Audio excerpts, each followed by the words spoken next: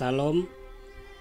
Sebelum kita belajar bersama-sama firman Tuhan pada hari ini, saya mengajak jemaat Tuhan berdoa bersama-sama saya pada hari ini.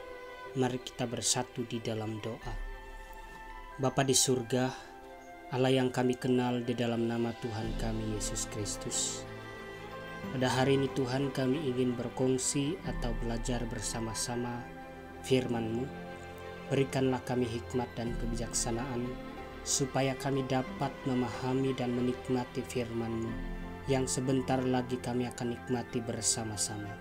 Hamba-Mu yang tidak ada pengertian, berikanlah pengetahuan dan kebijaksanaan, supaya hamba-Mu dapat menyampaikan firman-Mu sesuai dengan kebenaran firman-Mu sendiri. Di dalam nama Bapa, Anak, dan Roh Kudus, di dalam nama Tuhan kami Yesus Kristus, kami bersyukur dan berdoa. Mari kita katakan bersama-sama, amin.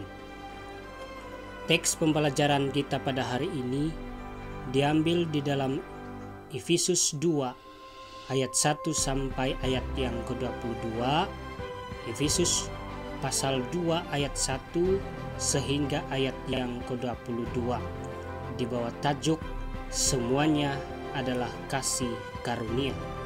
Dan tema kita sepanjang bulan ini masih di bawah tema kedamaian, dan subtema pada minggu ini bangsa-bangsa diperdamaikan dalam Kristus. Saudara-saudari yang dikasihi Tuhan, minggu ini kita akan belajar bersama-sama tentang bagaimana bangsa-bangsa diperdamaikan dalam Kristus. Dan saya pikir pembelajaran kita 2 minggu yang lalu sudah memberikan kita gambaran bahwa kita diperdamaikan dengan Allah itu karena kasih karunia Tuhan. Dan teks kita pada hari ini cukup memberikan pencerahan kepada kita bahwa bangsa-bangsa diperdamaikan dengan Allah itu terjadi ketika Yesus dijadikan Allah sebagai jalan pendamaian di antara kita dengan dirinya. Ayat yang pertama kalau kita perhatikan, ayat ini memberikan kita gambaran bahwa sebelum bangsa-bangsa diperdamaikan dengan Kristus, kita semua sudah lama mati secara rohani. Kita mati secara rohani diakibatkan dari pelanggaran dan dosa kita. Pertanyaan di sini adalah, pelanggaran dan dosa apakah yang telah menyebabkan kita mati secara rohani di hadapan Allah? Ayat yang kedua sampai ayat yang ketiga jelas menyatakan secara singkat bahwa kita mati secara rohani akibat pelanggaran dan dosa kita yang merujuk kepada hawa nafsu, keinginan daging, dan pikiran yang jahat yang kita ikuti. Paulus sendiri juga menyatakan bahwa dia juga sama seperti kita mengikuti jalan dunia ini dan hidup dalam kedagingannya sebelum dia bertobat. Tapi ingatlah saudara-saudari bahwa apabila kita terlalu mengikut kehendak daging kita, maka itulah yang akan menyebabkan kita mati secara rohani dan tidak lagi bersatu hati di dalam Tuhan.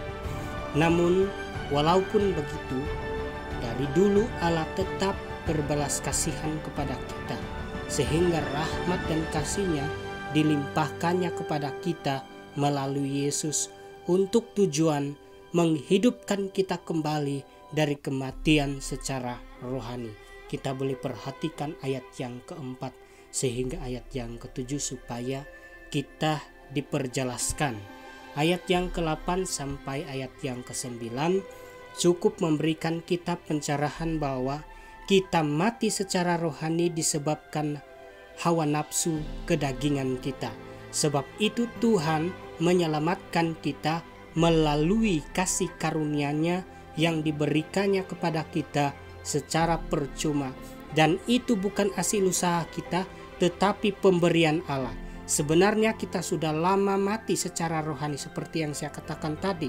Tetapi karena Allah berbalas kasihan kepada kita, maka Tuhan menyelamatkan kita melalui kasih karunia-Nya yang dinyatakan di dalam Kristus sendiri yang perlu kita responi dengan iman. Jadi melalui kasih karunia yang diberikan Tuhan, maka dari situlah bangsa-bangsa diperdamaikan di dalam Kristus.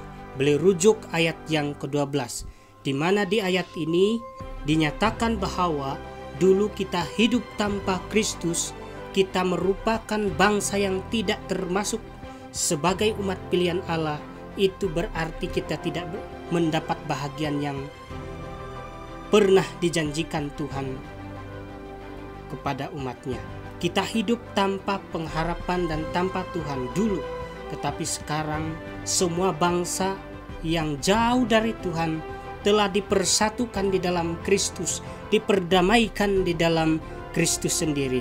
Boleh rujuk ayat yang ke-13 sampai ayat yang ke-14. Saya bacakan dalam terjemahan baru bahasa Indonesia.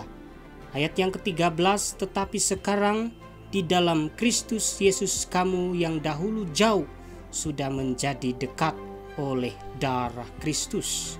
Ayat yang ke-14, karena dialah damai sejahtera kita yang telah mempersatukan kedua pihak dan yang telah merubuhkan tembok pemisah, yaitu perseteruan. Demikianlah pembacaan firman Tuhan.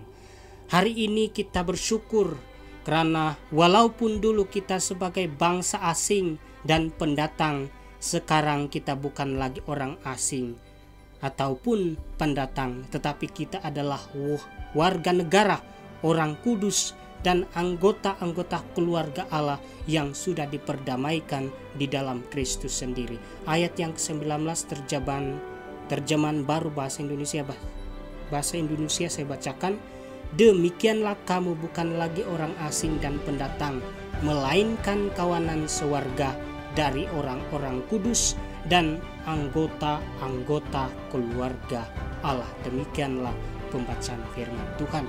Nah, sebagai kesimpulan saudara-saudari yang dikasihi Tuhan, bangsa-bangsa diperdamaikan dalam Kristus itu semua karena kasih karunia Allah. Tanpa kasih karunia Allah, maka tidak mungkin bangsa-bangsa diperdamaikan di dalam Kristus. Tetapi karena kasih karunia Allah, maka bangsa-bangsa diperdamaikan di dalam Kristus. Jadi respon kita terhadap kasih karunia Tuhan adalah beriman kepada Yesus dan memberitakan kasih karunia Tuhan kepada orang lain supaya semua bangsa dipersatukan, diperdamaikan di dalam Kristus.